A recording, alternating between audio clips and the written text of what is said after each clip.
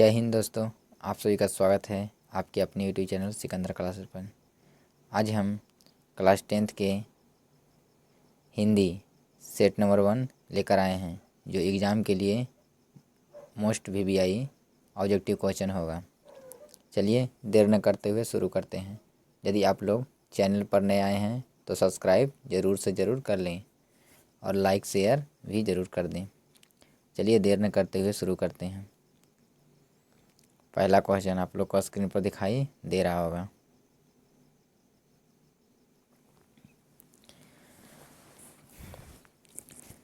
श्रम विभाजन और जाति प्रथा पाठ बाबा साहब के किस भाषण का संपादित अंश है? Annihilation of the caste. क्या है? Annihilation of the caste. किससे संपादित है? एनिहिलेशन ऑफ द कास्ट से। चलिए आगे दूसरा बढ़ते हैं।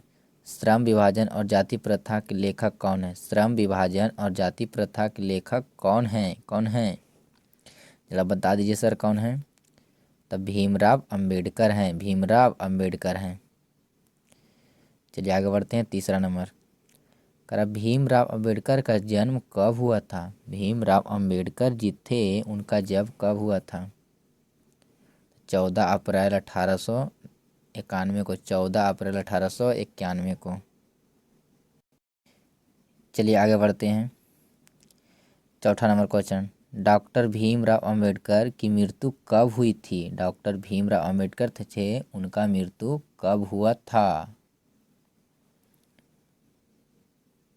तो दिसंबर 1956 में। दिसंबर 1956 में कब हुआ था सर? दिसंबर 1956 में। कहाँ हुआ था? दिल्ली में। कहाँ हुआ था? दिल्ली में हुआ था। दिल्ली में। कहाँ? दिल्ली में। चलिए आगे बढ़ते हैं। पाँचवा number question, doctor Bhimrao Ambedkar का जन्म किस राज्य में हुआ था? डॉक्टर भीमराव अंबेडकर थे जे, उनका जन्म कब हुआ था? कहाँ हुआ था? कहाँ हुआ था? तो मध्य प्रदेश में। कहाँ हुआ था? मध्य प्रदेश में। महू के मध्य प्रदेश में। महू के मध्य प्रदेश में। चलिए आगे बढ़ते हैं। छठा नंबर क्वेश्चन, जाति प्रथा किस प्रकार का श्रम विभाजन है? जाति प्रथा जो है किस प्रकार का श्रम विभाजन है? तो अस्वाभाविक है। कैसा है? अस्वाभाविक है, अर्थात स्वाभाविक नहीं है, अस्वाभाविक है। चलिए आगे बढ़ते हैं। सातवां नंबर क्वेश्चन, बाबा साहेब अम्बेडकर का संपूर्ण वाङ्मय नाम की पुस्तक कितने खंडों में प्रकाशित हो गई है? बाबा साहब अम्बेडकर जो थे, उनका संपूर्ण वाङ्मय का पुस्तक कितने खंडों में प्रकाशित हो गई थी? तो कितने खंडों में सर? 21 खंडों में। कितने? 21 खंडों में। चलिए आगे बढ़ते हैं। 8 number question, doctor Bhimrao Ambedkar की रचनात्मक के प्रेरक व्यक्ति थे? डॉक्टर भीमराव अंबेडकर के रचनात्मक व्यक्ति थे तो ज्योतिबा फूले। ज्योतिबा फूले। चलिए आगे बढ़ते हैं। 9वां नंबर क्वेश्चन, 20 के दांत शीर्षक कहानी के कौन है? 20 के दांत शीर्षक कहानी के कहानीकार कौन है? कौन है सर? कौन है? तो नलिन विलोचन शर्मा है। नलिन विलोचन शर्मा है। चलिए आगे बढ़ते हैं। 10वां नंबर क्वेश्चन, गिरधर लाल कौन है? गिरधर लाल जो था वह कौन है? तो कौन है सर? मदन के पिता हैं। मदन के पिता हैं। चलिए आगे बढ़ते हैं। 11वां नंबर क्वेश्चन, मदन की उम्र क्या थी? मदन की उम्र क्या थी? तो सर 5-6 साल। मदन की उम्र कितना था? 5-6 साल। चलिए आगे बढ़ते हैं। 12वां नंबर क्वेश्चन, कासु मदन के पास किस खेल में शरीक होना चाहता था? शारिक होना चाहता, उसमें शामिल होना चाहता था। कासु जो है मदन के साथ किस खेल में शामिल होना चाहता था? तो लट्टू के खेल में। किस में? लट्टू के खेल में। चलिए आगे बढ़ते हैं। 13वां नंबर क्वेश्चन, 20 के दांत कहानी किस वर्ग के अनेक अंतर्विरोधियों को उजागर करती है?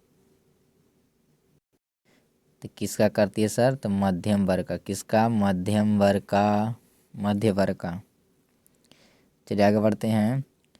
14 नंबर क्वेश्चन, नलिनी बिलोचन शर्मा की जन्मना कौन सी स्या भाषा थी? नलिनी बिलोचन शर्मा जन्मना की कौन सी भाषा थी, मैंने जन्म से वो कौन सी भाषा था? तो भोजपुरी भाषा। कौन भाषा? भोजपुरी भाषा। चलिए आगे बढ़ते हैं। 15 नंबर क्वेश्चन, कर 20 के दांत कहानी ली गई है। 20 के दांत की जो कहानी है वो कहाँ से ली गई है? कहाँ से ली गई है सर? तो 20 के दांत तथा अन्य कहानी के संग्रह से। 20 के दांत तथा अन्य कहानियाँ के संग्रह से। चलिए आगे बढ़ते हैं। 16 नंबर, 20 के दांत कहानी किस वर्ग के अंतर्विरोधियों को उजागर करती है? तो मध्यम वर्ग के, मध्यम वर्ग के। चलिए आगे बढ़ते हैं। 17 नंबर क्वेश्चन, सेन साहब की मोटर कार किस रंग की थी? सेन साहब जो थे उनके मोटर कार किस रंग की थी?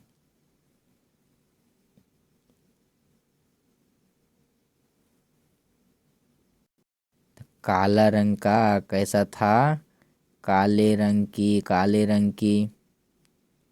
चलिए आगे बढ़ते हैं। 18 नंबर क्वेश्चन, कर सेन साहब की कितनी पुत्रियां थी? सेन साहब की कितनी पुत्रियां थी? तो 5। कितनी पुत्रियां थी? 5 पुत्रियां थी। कितना था सर? 5 था। चलिए आगे बढ़ते हैं। 19 नंबर क्वेश्चन, दुर्ललित का शब्दार्थ है। दुर्ललित का शब्दार्थ अर्थ क्या है? जरा जवाब दे दीजिए सर, क्या है? क्या है सर? तो लाड़ प्यार से बिगड़ा हुआ, लाड़ प्यार से बिगड़ा हुआ। चलिए आगे बढ़ते हैं। 20 नंबर क्वेश्चन, सेन साहब अपने पुत्र को क्या बनाना चाहते थे? क्या बनाना चाहते थे? बिजनेसमैन या इंजीनियर? बिजनेसमैन या इंजीनियर। चलिए आगे बढ़ते हैं। 21 नंबर क्वेश्चन, मदन ने कासू के कितने दांत तोड़े डाले? मदन ने कासू के कितने दांत तोड़ डाले? कितने दांत सर? 2 दांत। कितने दांत तोड़ डाला? 2 दांत। चलिए आगे बढ़ते हैं। 22 नंबर क्वेश्चन, करण नलिन बिलोचन शर्मा का जन्म कब हुआ था? नलिन बिलोचन शर्मा जी का जन्म कब हुआ था? 18 फरवरी 1916। 18 फरवरी 1916। 18 फरवरी 1916। चलिए आगे बढ़ते हैं। 23 नंबर क्वेश्चन, नलिन बिलोचन शर्मा के पिताजी का क्या नाम था? नलिन बिलोचन शर्मा जी थे, उनके पिताजी का नाम क्या था? पंडित राम मातवर, रामातवर शर्मा, रामातवर शर्मा, रामतवार शर्मा। चलिए आगे बढ़ते हैं। 24 नंबर क्वेश्चन, दृष्टिकोण किनकी रचना है? दृष्टिकोण जो है किनकी रचना है? दृष्टिकोण किनकी रचना है? जरा बता दीजिए सर, किनकी रचना है?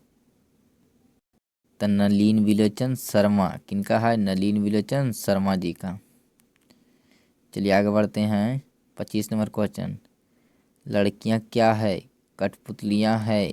इसे किस बात पर गर्व है? इसे किस बात पर, किसे इस बात पर गर्व है? लड़कियां क्या है? कठपुतलियां है। किसे इस बात पर गर्व है? किसे इस बात पर गर्व है? गर्व है सर, जरा बता दीजिए तो उनके माता पिता को, उनके माता पिता को। चलिए आगे बढ़ते हैं। 26 नंबर क्वेश्चन, मोटर कार को किससे खतरा हो सकता था? मोटर कार को किससे खतरा हो सकता था? तो किससे सर? तो खोखा से। किससे? खोखा से।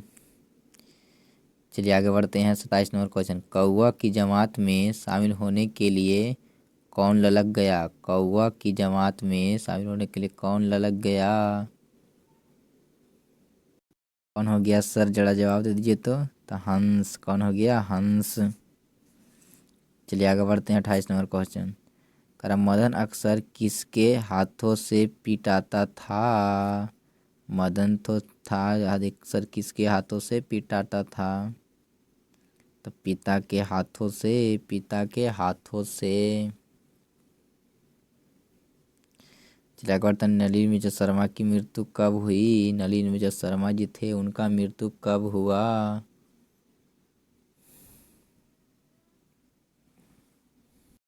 12 सितंबर 1961 को, 12 सितंबर 1961 को। चलिए आगे बढ़ते हैं। 30 नंबर क्वेश्चन। मुंडा किस देश की जनजाति है? मुंडा जो है किस देश की जनजाति है? तो कहाँ के सर? तो भारत के। चलिए आगे बढ़ते हैं। 31 नंबर क्वेश्चन। हरकर्ष, हरकर्ष थे, हरकर्ष थे उन्हें, हरकर्ष क्या थे?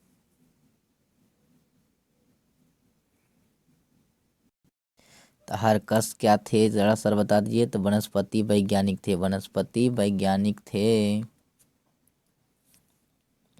चलिए आगे बढ़ते हैं। 32 नंबर क्वेश्चन। मैक्स मूलर को वेदांतियों का वेदांती किसने कहा? वेदांतियों का भी वेदांती किसने कहा? तो स्वामी दयानंद जी ने, स्वामी दयानंद जी ने। स्वामी विवेकानंद ने, सॉरी किसने किए थे? स्वामी विवेकानंद ने, स्वामी विवेकानंद ने। चलिए आगे बढ़ते हैं। 33 नंबर क्वेश्चन।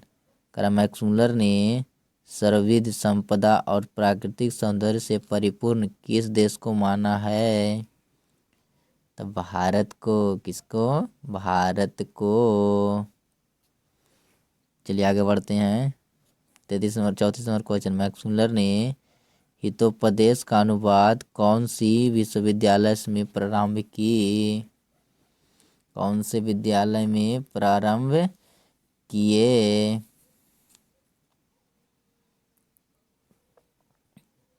किसमें सर? तो लिपजिंग विश्वविद्यालय, लिपजिंग विश्वविद्यालय में। चलिए आगे बढ़ते हैं। 35 नंबर क्वेश्चन। मैक्स मूलर ने हितोपदेश का अनुवाद कौन सी भाषा में करवाया? कौन सी भाषा में करवाए थे जरा बता दीजिए सर। तो जर्मन भाषा में। चलिए आगे बढ़ते हैं। 36 नंबर क्वेश्चन।